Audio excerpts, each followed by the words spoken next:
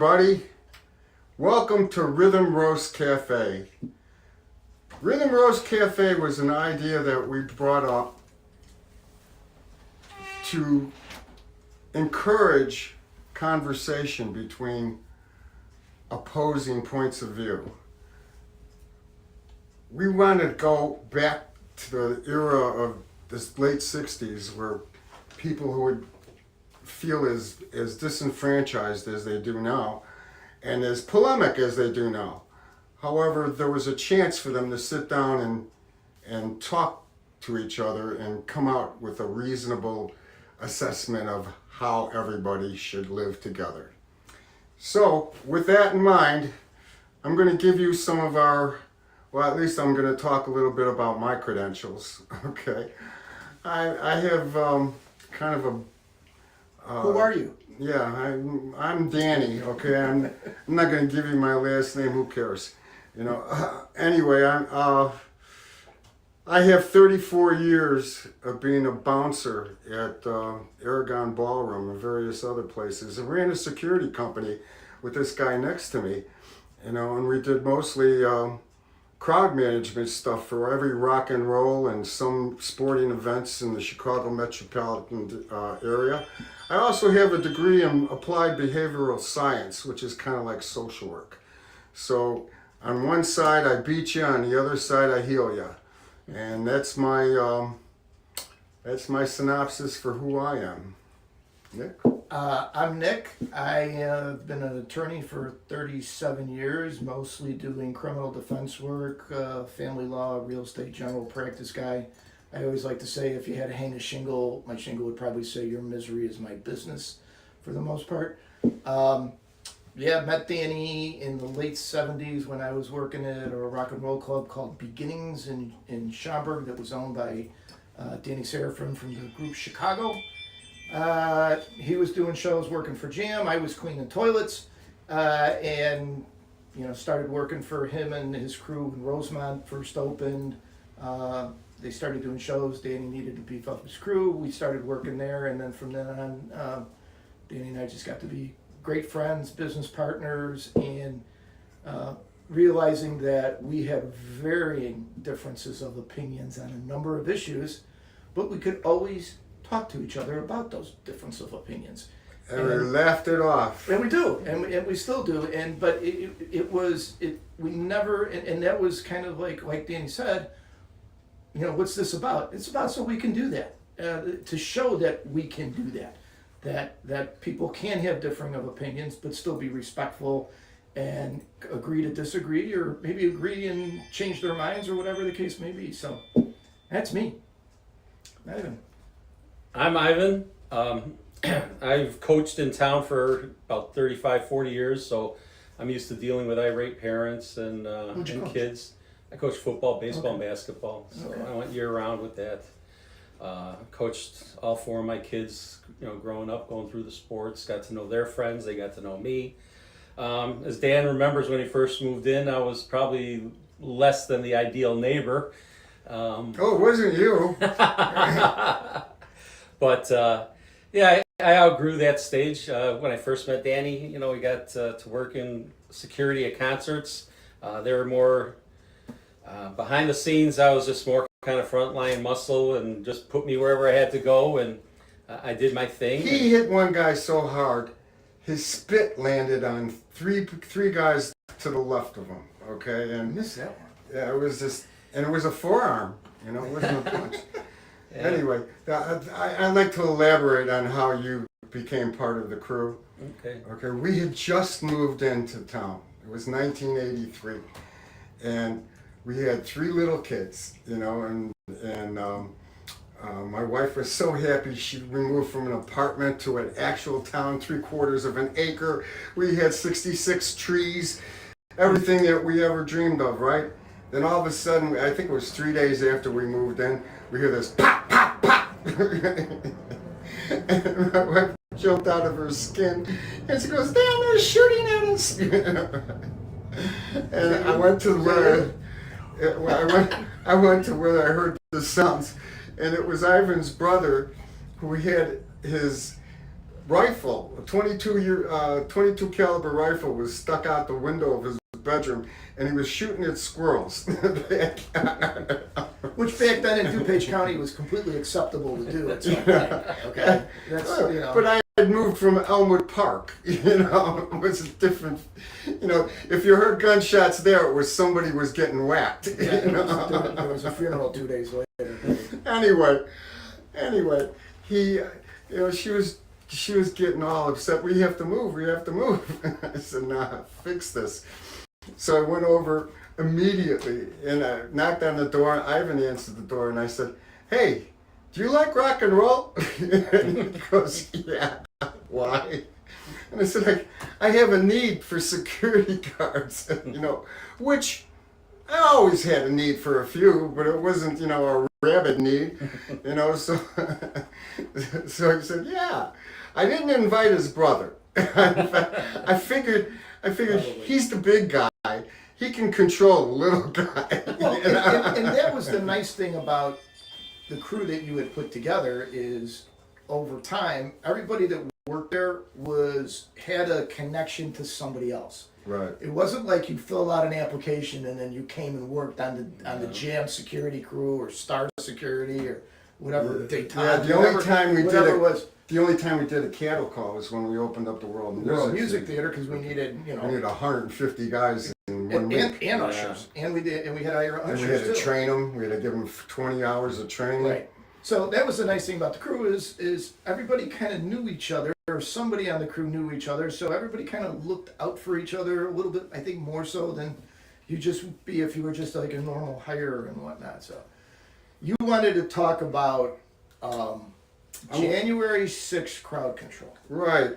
There's a lot that's been said on both sides of the fence. Okay, but I want to look at it kind of from the center, 30,000 feet above. All right. I'm going to start with one thing right off the bat as an expert in crowd control. There was poor preparation for massive, angry crowds, okay?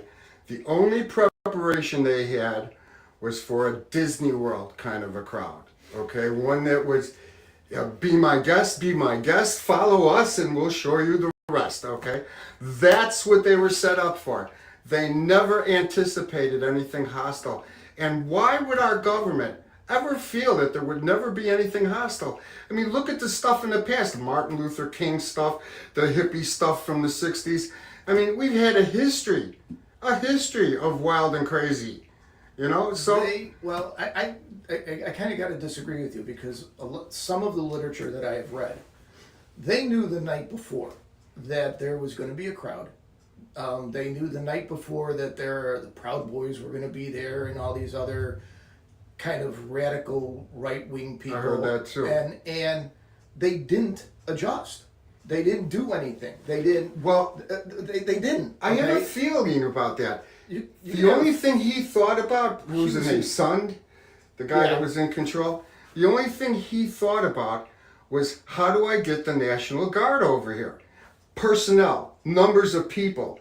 Okay, he never thought about obstruction. He never thought about crowd direction. He thought about crowd stopping. So two things with that. We've learned from our experience. We did a lot of outdoor shows, Sox Park, Soldier Field, and the thing you always were concerned about, Aragon and as well too, general admission shows, was you have to have your line set up before the first person gets there. Yep. Okay, you got to make sure that the first person in line knows where to go, who's in charge, and how this is going to work. And that obviously didn't happen for a couple of different reasons. One is Trump was talking at the Ellipse Park, which is about a mile and a half away from where the Capitol was. Right. So they needed. There was probably about 15,000, from what I understand, at the Trump rally. There was about 25 to 3,500 at the Capitol. They started the insurgency at the Capitol long before Trump was done talking. Right. So it wasn't like he was done talking and all these 15,000 people started walking to the Capitol. No, there were people there ahead of time. And that should have been their first red flag to say, wait a minute, there's something going on here. We need to do more than they did, and they were talking about the National Guard. They, I read some things over the last couple days about they were ready to deploy them. They had them on standby. They didn't call them. Somebody didn't make the last call. Right. Somebody didn't make the final phone call that made the final thing okay. Right. The Department of Defense was contacted and they didn't do anything. Yeah. The Chief of Staff was contacted. What I'm saying is, if I were the guy that was responsible for securing that complex, it's not just one building, it's a bunch of buildings. I think they call it a campus, right?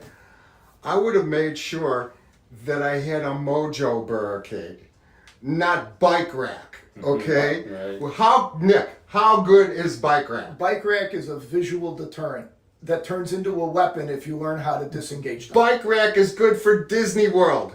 Right. Disney World, okay? Bike rack is no good for a real crowd. Right.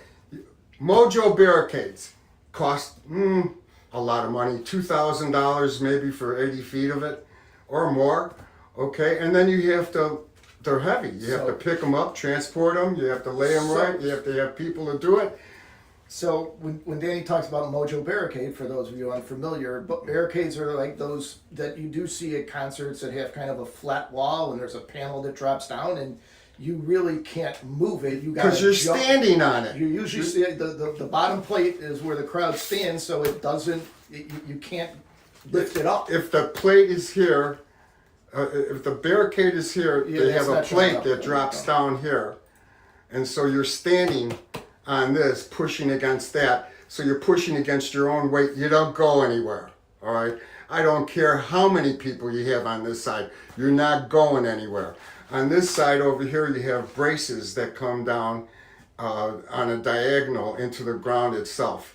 Okay, so you have no way of defeating that. Okay? There's a reason, like guys like Ivan would pull you over the barricade if there was a mosh pit, is because you couldn't move. You couldn't move and you were getting crushed. Go. Right. You were, somebody behind you was out. pushing to get closer to the stage, and you couldn't go anywhere because your chest is up against that barricade. Now, if you see a Mojo barricade, you'll see that that final board is on a slight angle, maybe 17 degrees, not severe. Depends on who makes it, but yeah. Just enough so that you could push enough so that if you're pushed from the rear, you won't get this cavity, your chest cavity won't become compressed. You can still breathe. It's designed for crowd control. If they want to do crowd control at the Capitol, they have to have the equipment. Okay? Well, okay. He didn't have the equipment. Right. He could have gotten, I would have next called the fire department. Had as many fire trucks that you had with the high pressure hoses. It's January. Okay? You don't want to get wet. I don't care how mad you are. You don't want to have that 60 pounds per square inch pressure in the face. You and I think alike, because when they were having all these protesters at Columbia University that took over the park, somebody asked me, that was sitting around the lawyer's lounge in DuPage, and they go, "Hey, crowd control boy, what would you do with all those people?" And I said, "I'd turn the sprinklers on." Yes. Okay. I would just turn the sprinklers on, and they'd all get wet, and they would all go home. Absolutely. Okay, there's no way they're going to stay Water's on a the great go. deterrent. Now, I haven't investigated this new thought of mine yet. Uh-oh. But I think it's worth throwing out there, I've watched with wonder and amazement what happens when you put Gorilla Glue on top of a wet surface. Okay? And immediately you're stuck. Yeah. Now, if you wet those people down and then you spray them with Gorilla Glue, they're going no place. Is that the new millennial version of tar and feathering? Yes. Okay, is that what you're going to do now? You're going to spray them down with something and then stick something to them like feathers, and now they can't go You see them anywhere? stuck like statues, You come up with some fun stuff, Danny. I got that. But the other thing that in keeping with the topic is, we always said that the worst guys to have at the barricades were cops, because they don't understand crowd control. Okay? And that's what you had. You had nothing but police trying to do crowd control. And yeah, there's a time where you need to have riot police with riot gear and whatnot. And and maybe they should have been there in place before everything else. So, when you walk up to the door, you go, hey, wait a minute, we're not going to mess with these guys at this point. But we always said that in trying to get a crowd to do what you wanted to do, sometimes cops weren't the best guys to do it because, face it, they're cops. They're dictatorial. And rightfully so. I'm a cop. I'm a cop backer. Cop tells you to do something, you just do it. That's it. You don't like it, doesn't matter. It's their street. You do it, and you move on if you don't like it. But listen, the whole thing on January 6th, there was out of the 25 to 3,500 people they say that were at the Capitol, there were probably 1,000 to 1,500 that were hell bent on causing a problem. Yeah. And that's difficult to stop unless you want to go in with a lot of force. If you want to do it that way, but there are preventative measures you could take. Now, you said something about police. I have to change that perspective a bit because I learned a lot from the Chicago police in 1968. I learned a whole lot from them. Unlike you two spring chickens, I was there. Okay, I was 9 years old, Dan. Okay, well, I was there, present. Okay, In fact, I was there for the 7 days before during the Festival of Life, where the hippies tacked posters onto trees in Lincoln Park that said delegation from Delaware, delegation from California. California had the best wine, okay? Those kids had the best wine. But believe it or not, the delegation from New York had the best pot. But anyway. Thank you for that, Dan. Can you get to your point now about what you learned from Well, Chicago PD? what happened is on the Friday night, the cops came by in tricycles. Okay, they had 2 or 3 guys on those trikes. Motorcycle tricycles. Yeah, that they motorcycle had. tricycles. Three-wheelers. Yeah, oh yeah. They look like ice cream vendors in the back, right? And they come back and they had bullhorns. Well, they had their loudspeakers attached to their microphones. The park is now closed because Daley issued this. All parks are going to be closed at 10:30 because he was afraid that the yippies and the hippies. Was it Rubin and Hoffman, right? Yeah. Claimed that they were going to take over Chicago. Come on to Chicago. We're going to take it over. And old Mayor Daley said, yeah. Was that the Chicago 7? Yeah. And he involved, I think the police commissioner was Kordesh or something like Kordesh Jr. He was an unknown guy until then, right? But somebody in his department had a great plan, okay? And that plan was, if the kids didn't leave Lincoln Park, we're gonna shuffle them to Buffalo. We're gonna get them away from the hotels. We're gonna get them away from the upscale part of Chicago and lead them to Grant Park. And while we send them to Grant Park, we're gonna muster a half a dozen paddy wagons and a bus, okay? And then we're going to have it right around the corner from Balboa. We're going to have them go east on Balboa. And when they turn the corner, they're going to see the paddy wagon and off they go, okay? That's where the riot occurred. The riot occurred when the kids turned the corner. They were faced with dead end, okay? There was paddy wagons blocking the sidewalk. There were police with batons pushing people that were spilling out into the street. Back towards the hotel windows. When they compressed enough, the kids went through the hotel windows with the pressure and tumbled onto the floor of the lobby there. People from the hotel, I think it was the Sheraton Hotel. Conrad Hilton. Was it Conrad Hilton? Yeah. Well, they were throwing bags of stuff, okay? And the police were saying it was bags of excrement. I'm not sure that they were that deliberate, that they found a paper bag and went well, I think I'm just going to squat here and take a dump and throw it out the window. I don't think that happened, but they were throwing stuff. A lot of ashtrays came out the window, and it was bad because it was hitting us too. What you're going to see, if you ever see the remake of the cops throwing the kids in those paddy wagons, watch how they grab the girls with the hip helger pants. Watch it, okay?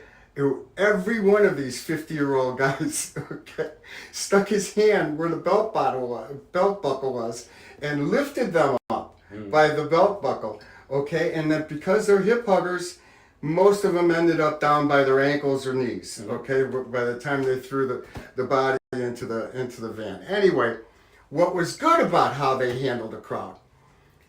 After they made the announcement in Lincoln Park, you had Reuben up in a tree with a bullhorn. Okay, and he's going on to Grand Park, or no, on to the convention. He was going to take everybody moving to Hosted Street. Go to the amphitheater. Right, to the amphitheater. So the cops made one big mistake. Okay, they lined up 3 school buses full of what I heard later were trainees, not actual police, but people that were going to the academy yet, right? They all had the uniform without name tags and without badges. So it was this, and it was the dress uniform, you know, the long blues. They weren't wearing masks, gas masks, but some of them did have shields. There were a few of them that had canister projectors, okay? They were shooting tear gas guns. Here's where they made a big mistake, and you wouldn't think that Chicago police would have made this mistake. We're at the beach. We're in Lincoln Park. It's 9 o'clock, 8 o'clock at night. What happens in Chicago on a hot August night when everybody goes to the beach? Temperature inversion. Okay, that wind curls up, it hits that hot wind from the city, hits that cold wind from coming off the lake, curls up and curls back and sends itself right up as far as State Street, right? Before it gets warm again. And the significance of that is? So they shoot the tear gas off at these hippies that are, I'm standing right there going, oh, this shit's gonna hit the fan. You know, they send these tear gases off, right? And the tear gas goes up, curls, comes back down, and goes right into the police line, okay? 3 buses of police. They fall back, okay? All of a sudden you hear this cheer, and I knew the cheer was coming from the out-of-town hippies, okay? Because I knew that now the real crap is going to hit the fan. You know, Chicago police don't like to retreat, you know? Anyway, the police then started a different tactic. They said, okay, Reuben wants you to go to the amphitheater, let's go, all right? So they started directing traffic. You went east to State Street, and then south down State Street, all the way to Balboa Drive, and then east on Balboa Drive, and then you're going to make a right. All right, without giving me MapQuest, what happened when they started directing them to the amphitheater? Well, they had cops on every corner with bullhorns. They had police on horses, okay, and none of them were being hostile. They were all saying, just keep going this way, keep going, you're going to make it. This way to the egress? This way to the egress, right? This way to the egress. And so we got to Balboa, we turned the corner, there were the paddy wagons, a line of paddy wagons. Yeah. We got no further. We got a question from the chat right now, if Yeah. you guys want to take it. Sure. Someone in the chat asked, what do you guys think of the new FBI investigation of Comey? Comey. I haven't heard that they started one yet, but I will tell you that Kash Patel is a guy that is knee-deep in federal government. He was a federal public defender. He was a U.S. attorney. He worked for Trump in his first administration, I think under the National Security Council. He just hired Dan Bongino to be his right-hand man, which is a guy that I like to listen to on a pretty regular basis. The Comey thing is interesting in that back when he was investigating Hillary, there was a very kind of nebulous type of investigation, and it's just like, oh well, she didn't mean to do it. Well, that's really not your job as an FBI investigator to determine whether somebody meant to do it or not. It's if they did it, you bring it to the U.S. attorney, and it's their job to put their case together and whatnot. I think there's going to be a lot of bodies that they're going to find in the FBI records. When is it going to end? Well, I don't. Why do you all have to suffer over this? Wait, I mean, wait. Who's just suffering? go. Wait, who's suffering? Suffering. Who's Anybody that ends up committing a crime against another person in America because there wasn't enough FBI. Well, Okay. tell that to the FBI that's been investigating Catholic churches and people sitting outside abortion clinics, and God forbid we should figure out about fentanyls and everything else. They've been doing that for the last 5 years. Okay, and they were doing it before during the Obama administration. I don't even know. Well, No. well, and that's the point, Dan. The point is they're going to look into that now, because I got to tell you something. Probably a lot of those FBI agents didn't like what they were assigned to do. A lot of those guys wanted to be out there fighting crime and doing what they were supposed to do. They didn't want to be out there looking at old ladies at abortion clinics and They would be Catholic writing churches. books like all the rest of them do, okay? Wait, not the- They would not take the- a private job No. in private security. They'd say, I'm an Yeah. FBI former agent. They'd get paid $66 an hour, you know, and they'd write their book, and then they'd make a couple grand a month for that. No, Danny, there's Come too on, many- if they had that kind of stuff going on, Nick, you can't keep a secret in this country. You know, if your life depended on it, that's too much of secrets to keep. What secrets are you talking about? Well, I mean, It wasn't a secret. They were investigating these types of people. They were investigating those. They were charging people. Okay? They put an old man in jail because he was praying down the street from an abortion clinic.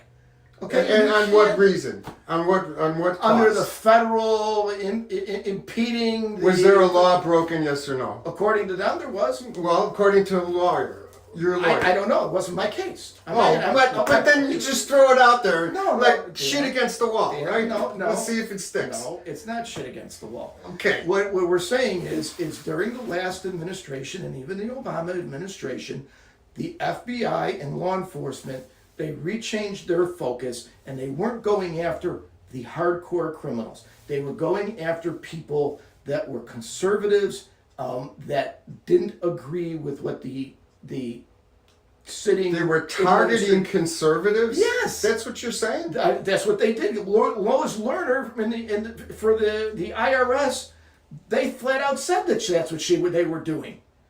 You couldn't get a non-for-profit if you were a conservative organization from the IRS. But if you were a liberal, man, you got one like that. Well, wait a minute. So, the yeah. IRS never finished the audit on Trump. How come? How come it took them 6 years and they still haven't I finished don't the know. audit? Ask them. Ask them. Why haven't they How come finished it? nobody's asking that? Ask Okay, them. where's Ask 'em. Doge when you need them, Yeah. right? Ask 'em. You know?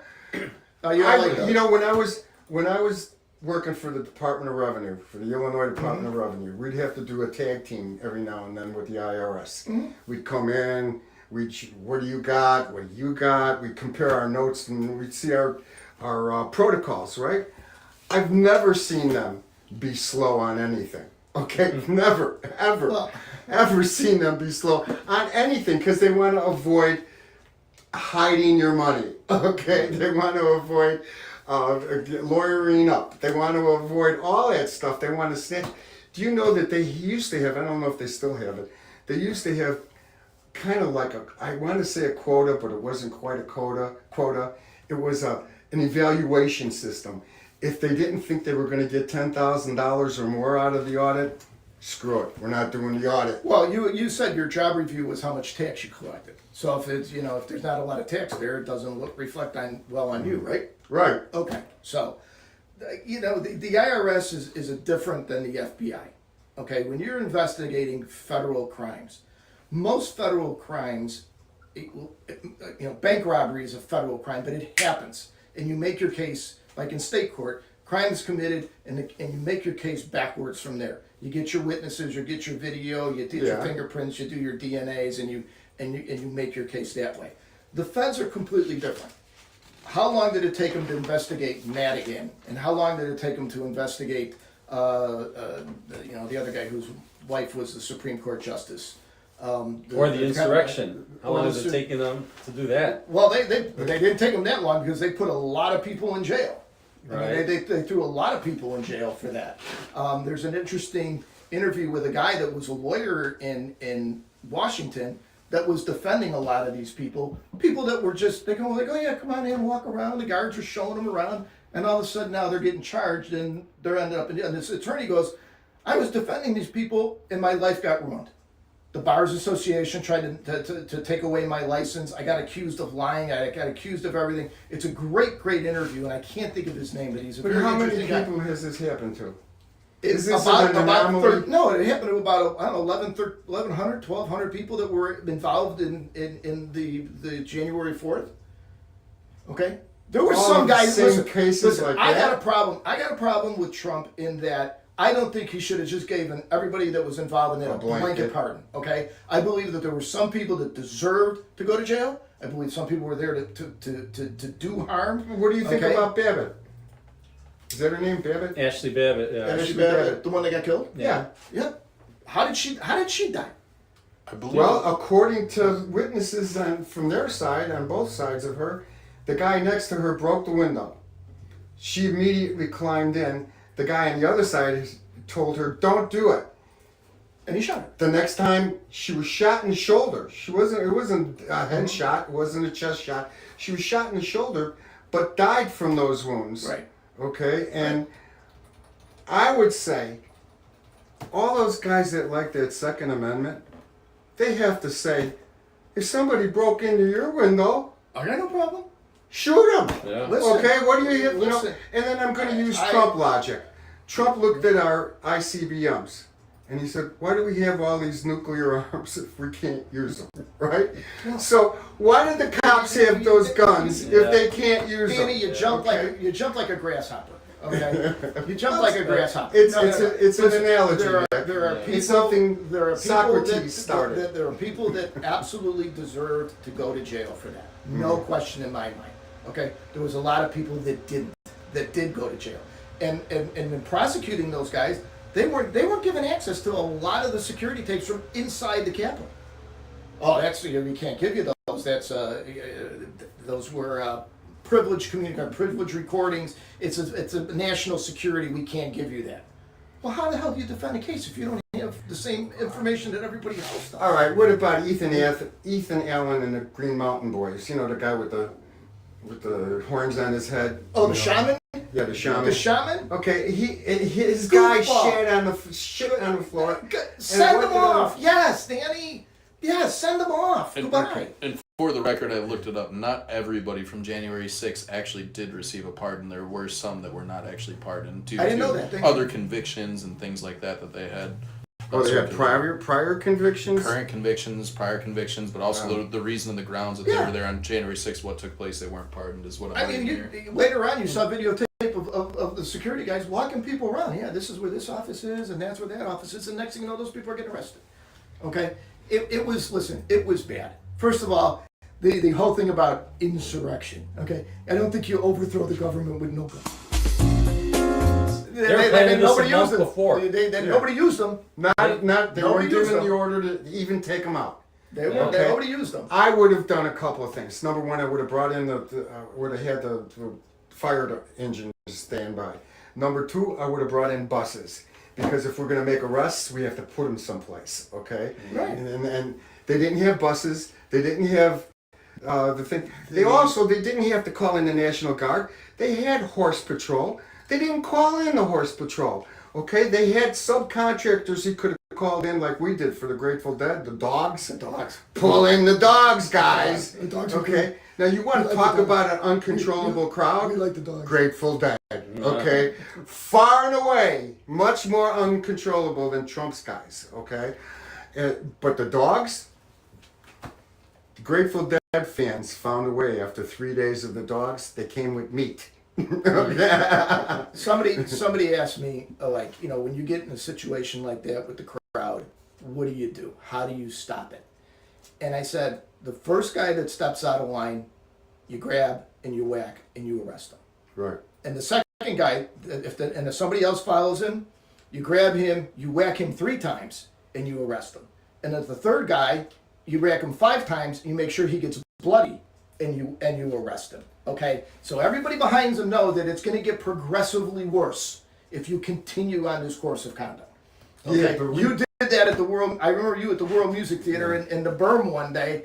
You were just standing in the middle with I don't know what you had, your whip or handcuffs or something, and you were just screaming at guys, "Who wants to go to jail next?" Because we had already sent 3 guys down the hill in handcuffs. Okay, Yes. and they all went like, I'm done. We're good. We're good here. All right, we're leaving.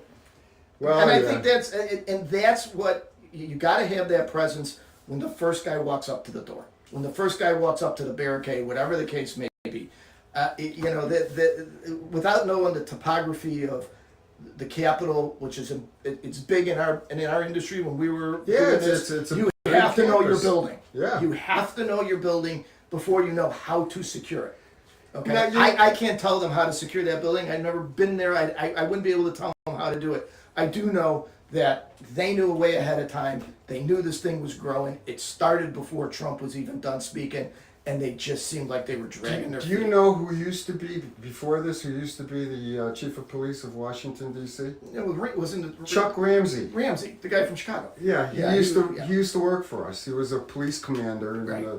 the downtown district when we used to do outdoor shows at Soldier Field. Right. You know, I think the big one was Bruce Springsteen when we did the Springsteen show. Was it his guys that tried to start a fight at Madonna with our Oh stage yeah, crew? yeah. After the show, they would feed the crew, and No, they were pissed because a bunch of cops tried to bring their girlfriends and shit down to the front of the barricade, and Leto and his guys threw them out. that was the other thing. Yeah, Yeah, they threw them out, and those cops got pissed later on, and they came back for a piece, and it was like, yeah, you might not want to do that right now, because there were a lot more of us in our yellow shirts yes. at Madonna than there was at the cops at that point. But we had something we else gave them pizza going. and beer, and they were happy. We had captains working for us. Yes. Okay, so these were rank and file patrolmen, you know, showing their rank and file muscle, right? And so we just made a call on the radio, and I got Captain Braithwaite over there. Okay. Frank Fagiano, Lieutenant Fagiano, Captain Sandlin. Braithwaite, Right. Detective Sandlin, and all of a sudden, the issue was gone. Yeah. Okay, it was gone. But Chicago police showed me a lot of things about crowd control. They showed me the value of horses.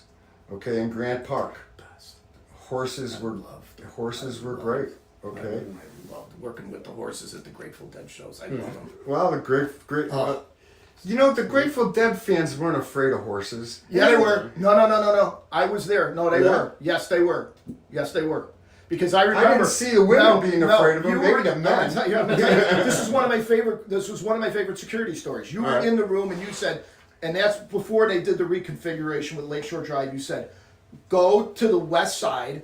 A bunch of people were laying in the plaza there by the kiosk listening to the show. He says, you got to clear them out. And I said, who's going to be there? He goes, you got the horses. I went, okay. So the horses were lined up at the north end of that plaza. I was in my golf cart with a bullhorn, and I said, you guys got to go. And they're going, we're not leaving. I go, you see the horses back here? They're going to start walking in about 5 minutes, and they are going to step on you, and it's going to hurt. Mm-hmm. And they went like, oh shit, where can we go? I go, over the bridge, because that's when they still had the bridge over McFetrick or whatever that was. That wasn't, but anyways. And they all, okay, no problem, and we went there. My other favorite one was when we were at Sox Park, and they were all lined up along the building.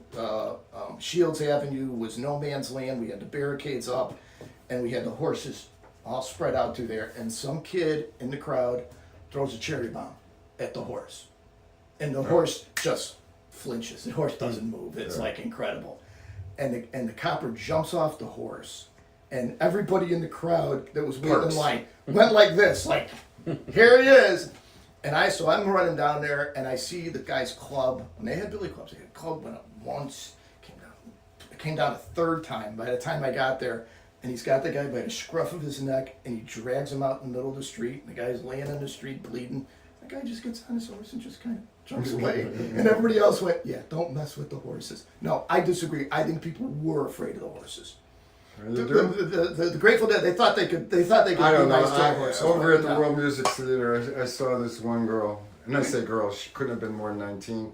She goes right up to him, she had 2 pieces of sugar in her hand or an apple or something, you know, sticks it out, and the horse is eating out of her, you know, cops looking at her, and I don't know, you know. Yeah. I think a lot of those California girls were raised with horses. Yeah, but they all thought that they could become one with the horse. Like they were trying to become one with the dogs. They were trying to As become long one as with they the don't dogs. identify. At the World Music Theater, these dogs got muzzles on them, and the fleas are just flying out. They're the mangiest, meanest things I've ever seen in my life. And they're like, "You don't want to bite me. You want to be my friend." And the dog's just like, "Get out of my way. No, we're not going to do this." So, getting The back. long and the short of it is they didn't have the preparation for it. Okay, and they tried to rely on manpower, and manpower against a superior crowd doesn't work. Okay? Question. You do have another question here. What? It is, what is your favorite concert memory? Oh. I'm not sure if you guys want to wrap on that maybe here in a few minutes or something. Yeah. That's a tough one because are they talking music? I did Are they talking? 5,500 shows over Yeah. 34 years. Yeah. Okay, so Yeah. give me a second. All right. Are we talking about it? Are we talking about our favorite? Musically, concert? the most musically profound concert I'd ever been to or worked at was at the old Syndrome. If you could, some of you old people that are out there, it's the Coliseum on South State Street. I think Okay. 22nd and Yeah, State, before my something like day. that. I think they've torn it down by now. I'm sure. But right after Woodstock, they did a bunch of Woodstock bands there. Mountain, a lot of them. Okay, anyway, my favorite show musically was at that place when the Mothers of Invention opened up for Cream. Okay, since then, I've seen many musicians, and in fact, some of the members of Cream and other bands. However, nothing was musically profound as that. Okay, number one, I got there early enough to watch the sound check for Mothers of Invention, and I've seen every sound check he's ever had ever since, because he is amazing, this Frank Zappa. I thought he was Mexican till I went to Palermo and saw the name. There was the street named after him, Zappa Street, right? Yeah. And I asked the concierge in my hotel, I said, Zappa Street, oh, he's from here, his family's from here. They had a big concert there, it was a riot. So I always said I had three favorite shows. One was Frank Zappa at the Auditorium. One was Carlos Santana at Beginnings. Oh, yeah. Okay, that was a misprint. It wasn't a misprint. He was supposed to play at Sox Park. They couldn't put the stage up because it was raining for the 3 days, so they decided to throw him at Beginnings, and it was like he hadn't played a club in like 10 years. Yeah. He was doing nothing but festivals, and that was just. And I'm a big Carlos fan, so that was out of control on that one. And then Pink Floyd at Soldier Field. For some reason, Pink Floyd live is such a different band than you have them on vinyl. I have vinyl. I said vinyl. Okay. But Pink Floyd live is just. I couldn't believe the sound system they brought with them to. Well, they were the only ones that would put everywhere. sound towers Everywhere. and they put them in the back on the side, so it was the whole surround sound. Yeah, They were the it first was band, everywhere. and in Everywhere, fact, they were yeah. like the only band I ever knew that did It was surround like sound. you were in Soldier I don't- Field and it was like you were wearing headsets. I don't Yeah. recall any other band bringing a sound system where they would put speakers on the sides and in the back of the room. I don't know of any other band. Now, I if can't you wanna recall wa- anybody else doing it, and I did. If That that shows you. listener wants to ask me what the wildest, most impressionable concert that I've ever was, it has to be at the Aragon, and the opening act was Shocking. Thin Lizzy, and the headliner was AC/DC. Okay, and then I think Aerosmith might have been on it too, or might have been the next week, but it was crazy. Okay, it was crazy. We had fights galore. That guy Mike, Paul's friend, got jumped by 4 wrestlers, high school wrestlers. He was at the right rear exit doors in the back of the room. The Aragon was a crazy place, but then we had this. We used to have chairs on the floor, folding chairs, right? But then the mosh pit started becoming a thing, and kids didn't want to sit in chairs anymore, and they would destroy these folding chairs. So Throw them around. yes, so the Aragon took 2x2s, okay, 2x2 boards, and stuck them through the folded area of 5 consecutive The legs. legs of the folding chairs and then bolted them to the to this two, so that if you moved them, you had to move 5 at the same time. Didn't these kids for Scorpions? They just destroyed it. It just destroyed them. It just broke them in half, piled them in a huge pile in front of the soundboard. Okay, this huge pile, and it was me and Verna Thompson trying to stop the thing from happening. It was unbelievable. And we just got guys and we're like passing chairs over to the side to just get them out of the way because those chairs were going to hurt somebody if they were folded up on the floor. Actually, you know, I got to tell you, no matter what we did, it sounded like we were a bunch of jerks sometimes talking about, you know, bouncing and beating up. But everything we did, we wanted to make sure kids were safe. We really did. Okay, we wanted them to have a good time. We wanted to make sure they were safe. At other venues, they were dying. As long as you just didn't turn into a jerk. Okay? Mm-hmm. As long as you just didn't turn into a jerk. Even if you were drunk, it's like, yeah, you're drunk. Oh, just go over there. Okay, we'll be fine. You know, but it was just the guys that were jerks then. But like we said, when they were breaking down all these chairs, and all these chairs are laying in the middle of the floor, folded up, and kids didn't know they were down there because it's so dark, and you get a kid break his leg, break his ankle and stuff. We were worried about getting the chairs out of there so kids couldn't get hurt. Yeah. You were mentioning sound check. Yeah. I have to say this because I've always said this. I'm not a Grateful Dead fan. I never liked the Grateful Dead. Grateful Dead sound checks were completely something else because they would do this jazz fusion stuff Yeah. for about an hour and a half for their sound check. And it was like, that cannot be the Grateful Dead. The No, stuff it that was they the liked Grateful to Dead. play wasn't the stuff that they exactly. played. Yeah. Exactly my point. Every now and then, if they were in wow. a good mood, at the end of the show, their encores were great. They were like Yeah. Bruce Springsteen's encores, okay? They were just great. But if they didn't like the audience, they didn't like the show, they didn't do good encores, okay? It was more that San Francisco stuff. Yeah, another one? Oh, okay. That's I thought it. you had another question. All right, guys, I think we've hit it. So is Irv coming? Coming up next week. Oh, Angela's coming? Yeah, we're going to have a special guest. Her name is Angelia Bianca. She wrote this book. She's got a great story. She's what's known right now as a street working social worker. The official title is Violence Interrupter, okay?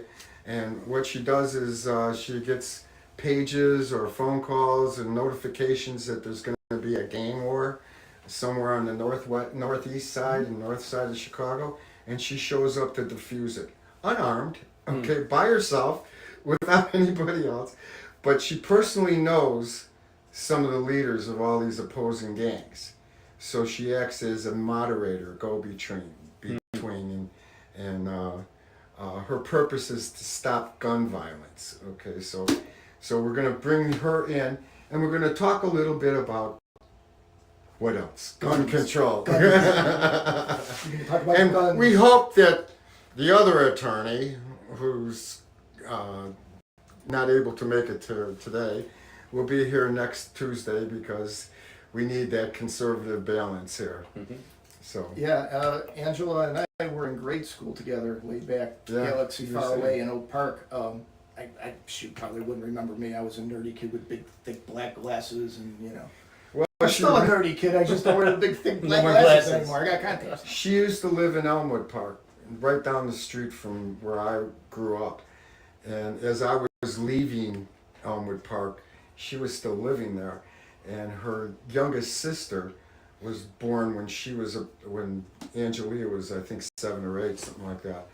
And her mother and my mother used to hang out together at Biancalana's for pizza and bullshit. You go to Armand's? And no, they like Biancalana's for some Armand's? reason. You know, they didn't go. You know, there was too many teenagers at Armand's. Yeah. Armand's had all the high school kids. You know, Biancalana's had all the adults. You know, so anyway. So, like I said, as Irv So Covenant she said, and they'd leave her and her younger sister, her baby sister, would need a babysitter. Okay, I was I didn't 13, know. 14. Yeah.